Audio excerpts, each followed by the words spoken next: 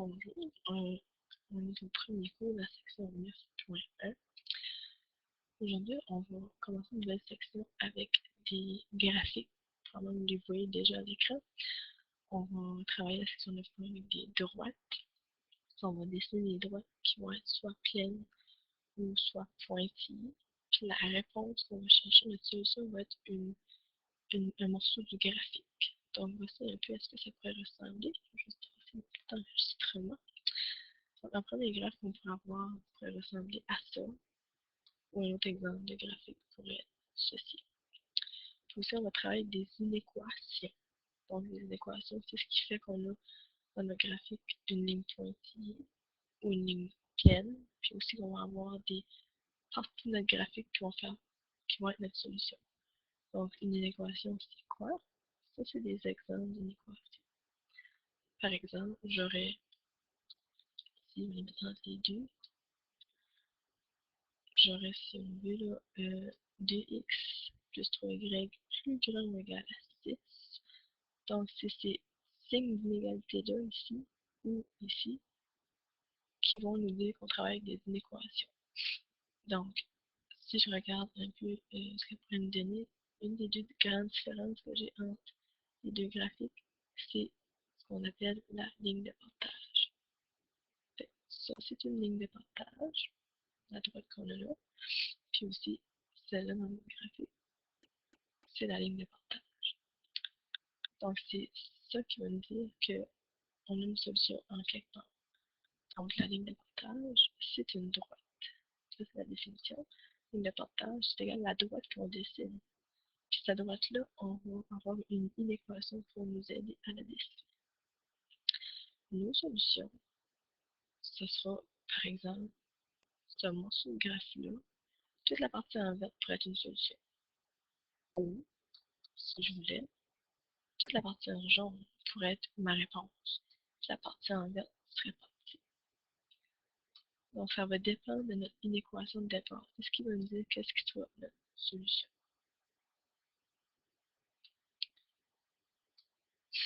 Donc, une solution, c'est une région du graphique.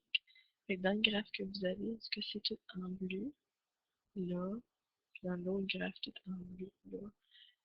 Partout, tous les points qu'il y a là-dedans, toutes les coordonnées qu'il y a là, ça serait notre solution. Mais il va falloir répondre à notre réponse, ce sera juste de colorer le morceau graphique. Donc, prochaine chose. Par exemple, ce graphe-là, son équation est, si je prends un petit crayon pour mettre plus en surbrillance, là, son équation est y est plus grand ou égal à moins 2x moins 2. Là, je me trompe. Celui-là va vite. Oh, on va faire mon équation. Une seconde. Ok. Ça, c'est l'équation du graphe. Le plus grand ou égal va nous dire si notre ligne est pleine ou pointillée. Donc, si le symbole de l'inéquation est plus grand ou égal, j'aurai une ligne qui va être pleine. Donc, je vais pas mon information ici. Je vais faire disparaître par là. Comme ça, donc. Si le signe est plus grand ou égal, on trace une droite qui est pleine. Dans le graphique, son inéquation est aussi simple que ça. Y est plus petit que 2x. Bon, dans ce cas-là, vu que c'est plus petit,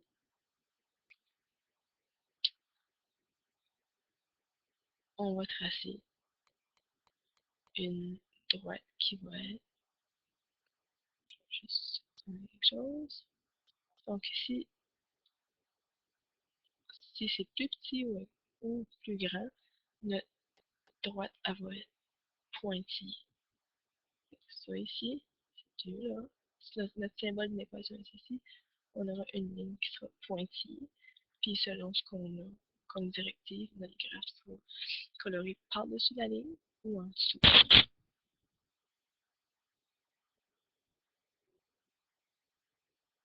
Exemple de ça. Voilà la prochaine page pour vous montrer à peu près à quoi peut ressembler un graphique. Donc, on va faire un problème avec une inéquation une équation linéaire parce que ça nous donne une droite. Donc, première équation, ce serait 2x plus 3y est plus petit ou égal à 6. Le fait qu'on a le symbole d'une équation plus petit ou égal, on sait que dans notre graphique, on aura besoin de tracer une droite qui va être pleine. À quoi cette droite-là va ressembler? On ne sait pas. Je vais cacher mes affaires. Ça ne fonctionne pas. OK. Donc, première étape, on va aller isoler y comme on a déjà fait normalement. Donc, j'ai mon équation 2x plus 3y est plus petit ou égal à 6. Ce que je veux faire, c'est envoyer tout le monde à l'autre bord, shipper tout ce monde-là. Fait que ce que je ferai, ben, j'aurai mon 2x, je vais l'envoyer de ce côté-là. Ce que ça va me donner, je tape, ce sera 3y, même symbole, plus petit ou égal, moins 2x, parce que tourne négatif, là le plus 6 reste le même. Ensuite de ça, ce qui me reste à faire, c'est de m'occuper du 3. Fait que ce 3-là, je vais faire disparaître, il faut que je divise par 3 ici. Je divise lui par 3. Et oups, puis je vais diviser mon 6 aussi par 3. Ce qu'on fait à gauche, on le fait à droite. Donc, le résultat de ça, sera comme ça. Donc, mon y est plus petit ou égal à moins 2x sur 3. Puis là, ce qui s'est passé, c'est qu'en faisant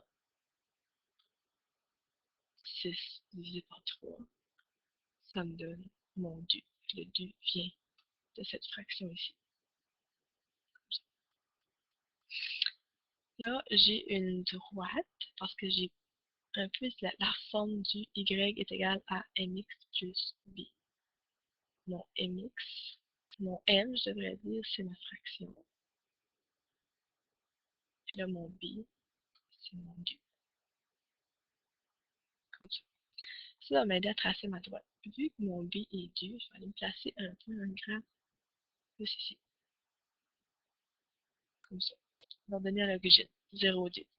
Ensuite de ça, ce que je vais faire, je vais me tracer d'autres points en suivant ma pente. Il ne faut pas oublier que la pente, c'est comme on bouge en Y sur comme on bouge en X. Fait que moi, ma pente, elle est égale à moins 2. On va entendre tous les clics là, sur 3. Fait que je descends de 2 en Y, je monte de 3 en X. Donc, je pars ou je tasse de 3 en X, puis je monte de 2 en Y. Je peux faire comme ça. Puis là, je vais faire ceci. Mon prochain point, il va par là. Ou je peux aller dans l'autre sens, puis dire, ben, je vais descendre de 2 en Y, suivant l'équation. Oups, c'est pas trop exact, là. Puis tasser de 3. Je pourrais faire ça aussi. Ça va me faire assez de points pour me faire une droite qui fait assez de l'allure dans ce cas ici. Fait que ma droite aurait une pente négative, comme vous avez déjà vu dans le passé. Puis, on irait tracer une droite du mieux qu'on peut, en suivant nos points.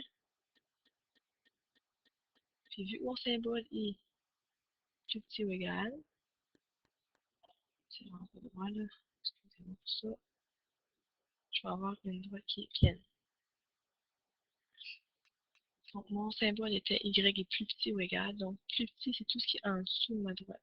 Mon y va de plus en plus petit en descendant en dessous. Fait que ce que je colorie en jaune, ça c'est ma solution. Donc toute la réponse est ici, dans ce jaune. Pourquoi? Parce que j'ai un symbole de plus petit ou égal, y est plus petit ou égal, y est plus petit ou égal. Comme ça. Puis là, je pourrais même continuer à colorier tout, parce que ma solution est toute là. Si je veux savoir si je suis bien, il y a une méthode de vérification qu'on appelle le point d'essai. Donc, votre point d'essai, soit votre vérification. Comment on fait ça? On prend notre équation de départ, celle-ci, donc, qui est la même que, oups, je vais prendre mon crayon. Fait que ça ici, c'est la même une équation que j'avais réussi à trouver tantôt. Je prends la même chose, je vais venir remplacer. les valeurs que j'ai choisies. Moi, là, la coordonnée que j'ai choisi un point qui va, je suis vraiment pas mal, là. Je choisis une coordonnée moins 2, puis là, plus 2. Bon, dans ce coin-là.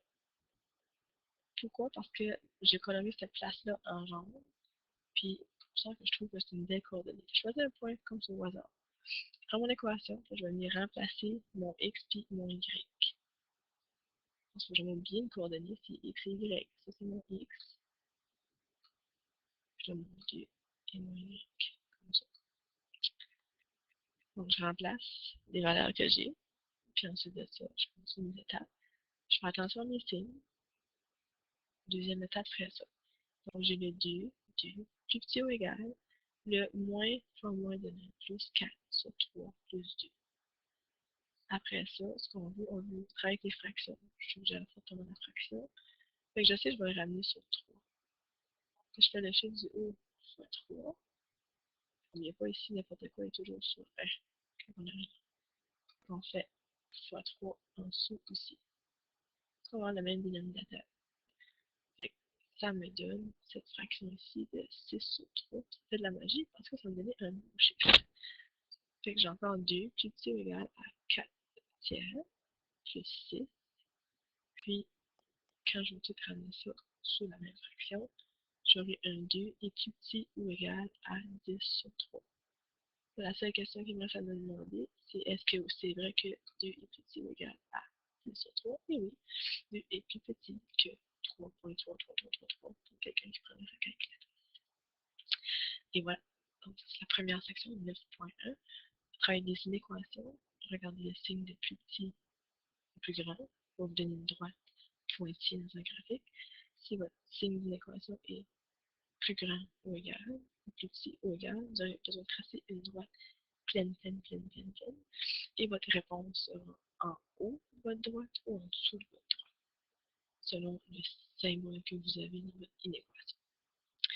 Quand on a trouvé notre réponse, on se prend une coordonnée, puis après ça, on fait l'essai, on vérifie notre solution avec notre inéquation. Si c'est vrai, ça dit qu'on a une bonne réponse. Si c'est faux, on va recommencer. Et voilà, c'est tout pour la leçon d'aujourd'hui.